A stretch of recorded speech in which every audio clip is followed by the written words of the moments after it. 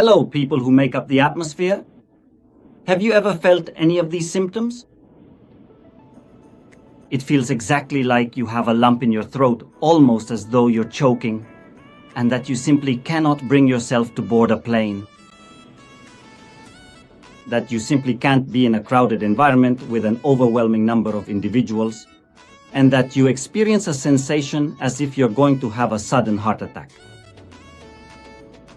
It might be because your left arm starts to ache intensely or your chest feels a sharp pain, almost as if you were about to have a sudden heart attack.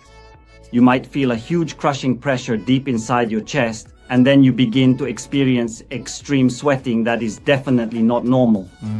I mean, you just start sweating and sweating and sweating, and in less than 15 seconds, your entire shirt becomes completely soaked and dripping wet. You feel a sense of overwhelming dread, like you're suffocating, as if someone were choking you right here. Well, all of this is exactly what people who suffer from intense panic attacks feel every single day. And this time, I'm not going to speak to you simply as Fabian, the professional you know. Instead, I'm going to speak to you directly as a patient who personally had and deeply suffered from these panic attacks for a long time. All of this goes back quite a ways. More than 20 years ago, I used to feel incredibly dizzy, almost like everything in the entire world was spinning uncontrollably around me, leaving me completely disoriented. Whenever I walked, I felt like I was unsteadily leaning from one side to the other. This happened on a trip I took with some friends to Miami, and in the shopping mall, I felt exactly what I'm telling you. I was really dizzy. And I kept thinking, what's happening to me? I must have been around, I don't know, 20-something, 22, 24 years old, something like that. Well, without knowing it, I was having panic attacks. But obviously I didn't know anything about it. How I would have liked to have seen a video like this back then, right? I'm going to share several solutions. Stay here with me because I'm going to talk about different ways to deal with panic attacks and anxiety. Not just quick tips, this is a longer video because I want to share my own story, you know? Today I'm here to tell you what I did to put an end to those panic attacks. They never really go away, let's say. We all always suffer from something. The thing is, there are people like me who have tools to get out of it faster and in a better way, in a way that makes you feel better. Because, as I always tell you, even a psychologist or a psychiatrist suffers from something too, but they still suffer. And they have their own therapists and their own tools as well. Well, after I was on that trip, when I realized I was getting dizzy, then I came back from that trip to Venezuela. I live here in Venezuela. And I felt like something was squeezing me here, like there was always a knot inside. A knot, and as if I was being squeezed and my oxygen was being cut off a bit, you know?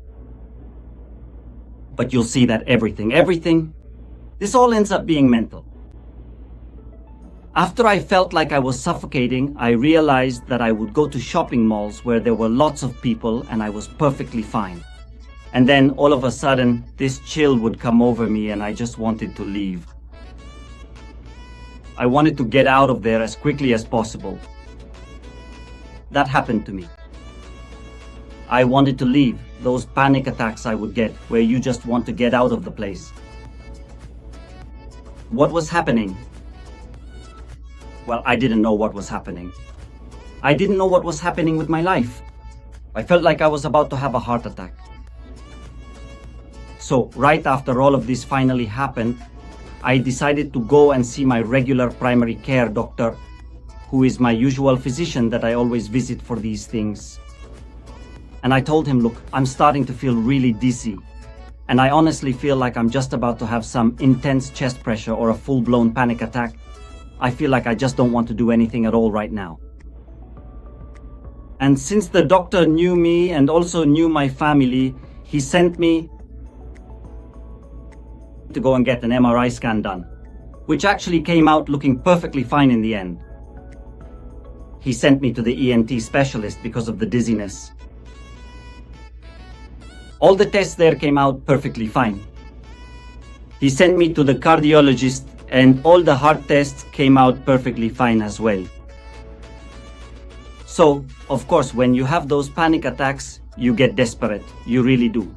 But you want to find something wrong so you can say, I have this, finally. Are you watching me? You must feel identified with what I'm telling you, right? So after they ran multiple tests on me, so many tests, the doctor says to me, Fabian, you have a functional disorder. And I was like, functional disorder? What is that? Yes, you need to see a psychiatrist. You have anxiety, panic attacks. And right away I thought, psychiatrist? Well, I must be crazy. So look at how ignorant we are, how ignorant I was back then, to think that, yes, we must be crazy. Do I ever actually say that the human brain, the complex mind, the central control tower up here, can't get sick just like a kidney, like a stomach, like a broken arm, like a failing eye, or any other part of your body? So, eventually I agreed to take the specific medical treatment they prescribed for me. And nowadays, well, looking back at all of this makes me laugh a little bit. But I must say it was incredibly serious at the time. And if you're going through it, I understand that it's serious. Well, I was consistently taking the medication or different medications for a period of more than a year, or perhaps 9 months to a full year. I noticed that all the symptoms I had went away, absolutely all of them. So I ask you this important question. If someone takes a specific pill for their attention, what real difference is there between that simple attention pill and a more complex pill for the entire brain, or the central control tower of the body, as I often like to call it? What difference is there with paracetamol? Something for a headache or something you were prescribed for life because you have high blood sugar. What difference is there? Don't we have to take care of our head? Don't we have to take care of our head? Of course, you might say, it's different if you become addicted to those medications and take them for life. In that case, no, that's not okay. Another fundamental thing before I forget, that in this matter, friends don't help, and sometimes not even your own family, because since they're not going through what you're going through, they don't understand what you have. And you know what they say to you? Like they used to say to me, I was in a shopping mall and I felt cold, like I was going to faint, and my friends would say, but what's wrong? I'm not feeling well. Think about something else, think about something else. How can that happen to you? Just stay calm, it's just the environment. Tell your mind no. Has that ever happened to you? Friends just don't know. And, well, I have a lot of stories that, after some time, by the way, my brother and some friends who used to say those things ended up having panic attacks themselves. Because panic attacks become more frequent as you get older. Because you have more responsibilities. Because you have more anxiety. Because your level of anxiety is higher. So it keeps increasing. What are these panic attacks? Well, they're an imbalance of the brain's chemicals, like what they call the happiness hormone, serotonin, dopamine. They become unbalanced. You produce too little. And then these panic attacks happen, like the ones I mentioned, or even when you don't want to get on a plane, or you want to be the first one to board the plane. Or, well, there are so many types of panic attacks, sweating, feeling strangled.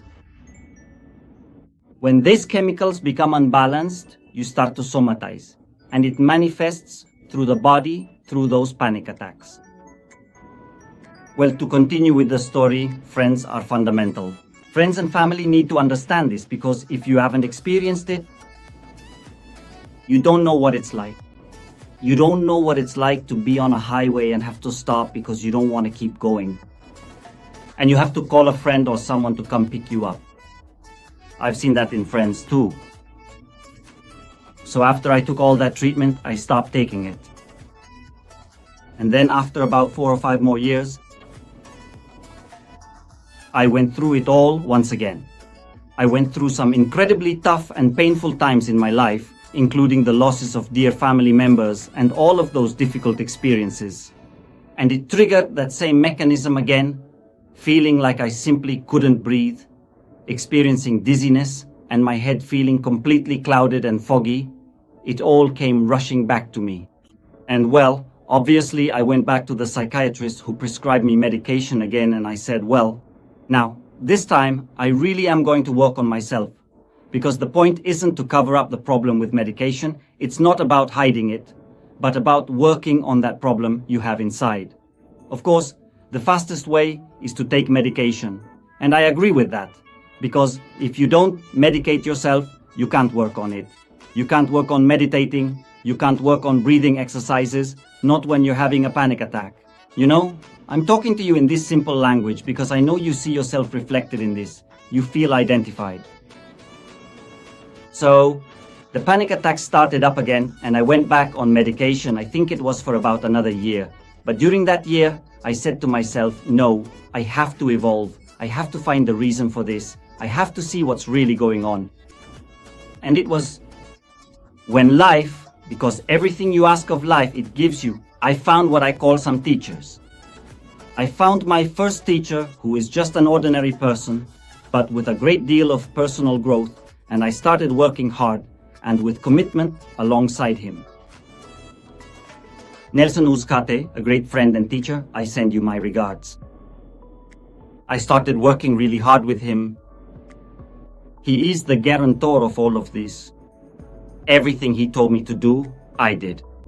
The books he recommended, I read them. Anything that contributed to my growth and self-discovery, I would do it. No matter what it cost me, even if it meant talking to people. It was very hard for me to speak in public. It was very hard for me to express my emotions. Well, all of that started to change little by little. Later, this friend left the country and I found another teacher who today is in heaven. He was an exceptionally remarkable individual and was steadfastly pursuing, let's say, a very similar trajectory in life. He was really tough on me, as we say in Venezuela, really tough. Everything he told me to do, everything he asked me to do, how to evolve. What did I have to do to face myself? That the problem was me, it was inside me. Well, those were years and years and years. And so, after so much time, nowadays, look, I'm going to pause here, because today people ask me, how did Fabian do it? As you already know, I am an author of the book, A Block Away From You. I'll leave it here for you. You can buy it on my website, I'll leave that here for you too, and the book I'll leave here as well. A lot of people who see someone shine, sometimes it's hard to see people shine and not say something, right? They would say to me, how can a person who is depressed or who was depressed write a book about depression? What do you think? Of course, that is because you truly lived through it. You felt it deeply in your soul. You worked hard through it and you committed yourself fully to the process of getting out of that dark depression. And now I have the specific tools to help. It is exactly like if you suddenly get a flat tire on a lonely road and you have never actually changed one before in your life, but you know the basic steps one by one. First, you take out the heavy jack, then you slowly lift the car up. But if you do not really know, if you have never personally experienced that situation, how are you ever going to do it correctly? How are you going to do it step by step? On the other hand, if you've had a flat many times, you already know how to do it, you know how to change it quickly, and you know how to get out of that situation really fast. This is an example for those who say, how can you write a book about anxiety and depression based on what you went through? I say, of course I can, but they don't know, and most people don't know what I worked on inside myself. In my book, by the way, I share my entire story, all the work I did, and all the tools I give you so that you can get out of it too.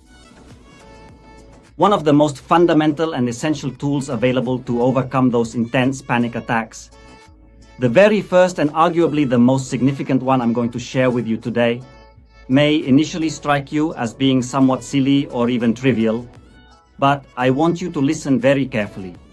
It is to truly accept that you have it and to fully embrace and acknowledge the reality of the problem you are facing.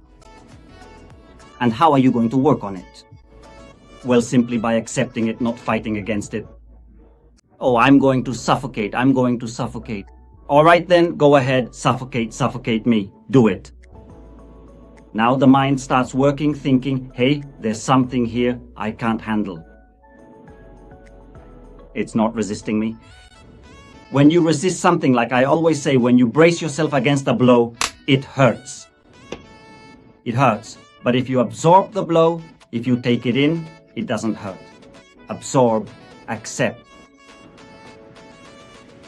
It's not like you're somewhere and you want to leave. Well, start accepting it.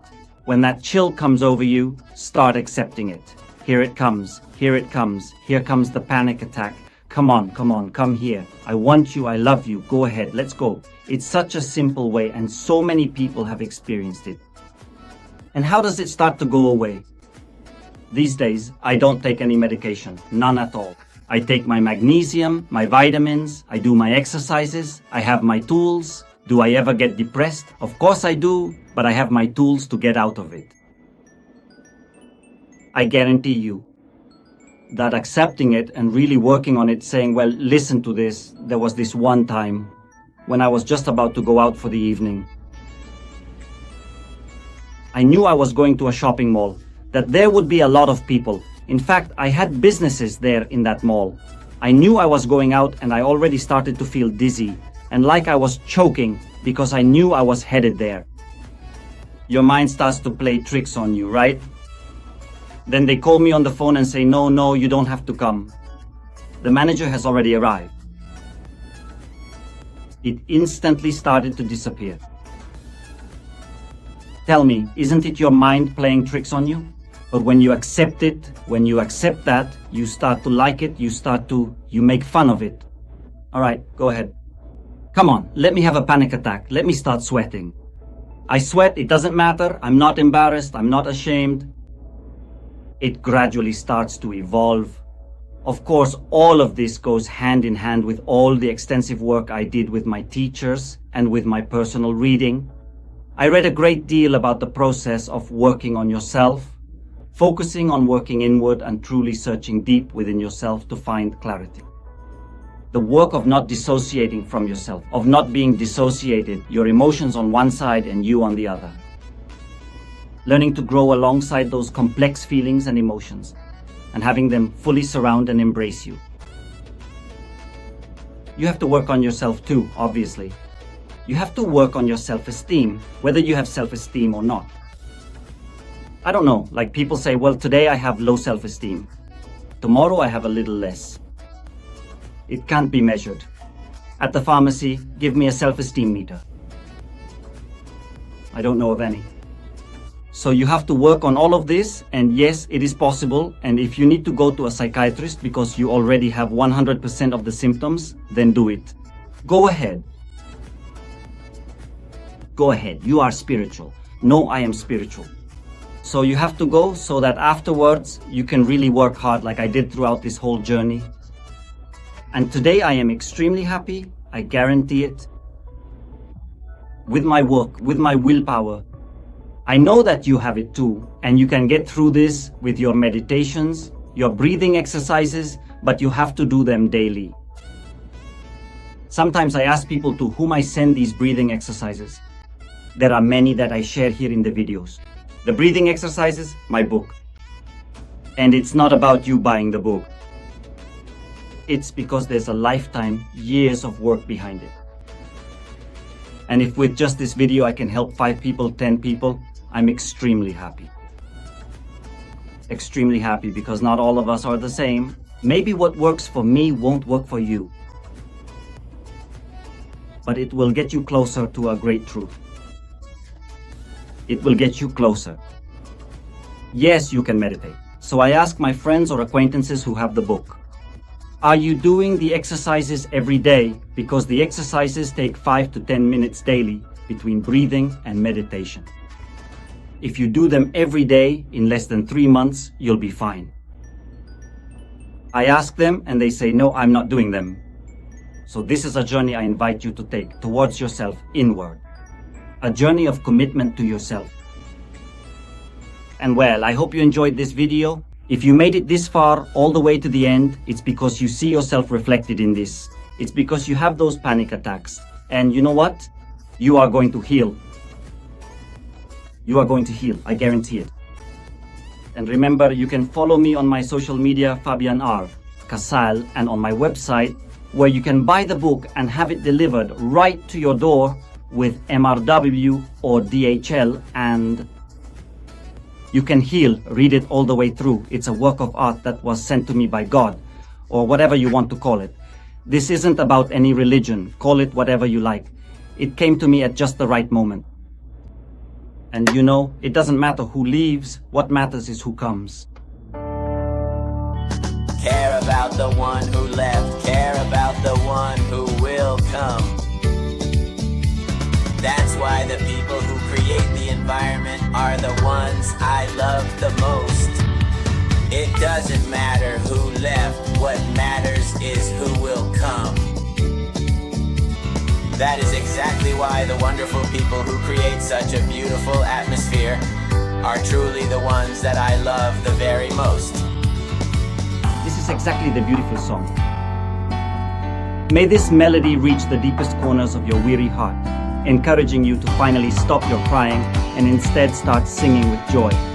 And always remember the timeless truth that every winding river eventually finds its way home to the vast and eternal sea, just as your spirit will find its peace. It doesn't matter who left. It doesn't matter, no. What matters is who will come. What matters is who will come. So, that's why the incredible individuals who create the atmosphere are the ones I truly admire and love the most. It really doesn't matter at all who left. It doesn't matter who left. It doesn't matter who will come, no. What matters is who. That's why the people who create the atmosphere are the ones I love the most. Now, the moment has finally arrived for you to take full and complete responsibility for yourself and start walking forward on this long journey. In the end, you are truly the only person who ever blows out the candles on your own birthday cake, and absolutely no one else can do that for you. It doesn't matter who left. It doesn't matter, no. What matters is who will come. What matters is who will come. That's why the people who create the atmosphere are the ones I love the most. It doesn't matter who left. It doesn't matter who left. What matters is who will come. What matters is who. That's why the people who create the atmosphere are the ones I love the most. They are truly the people that I love the very most in this world. Oh no, it is just so hard.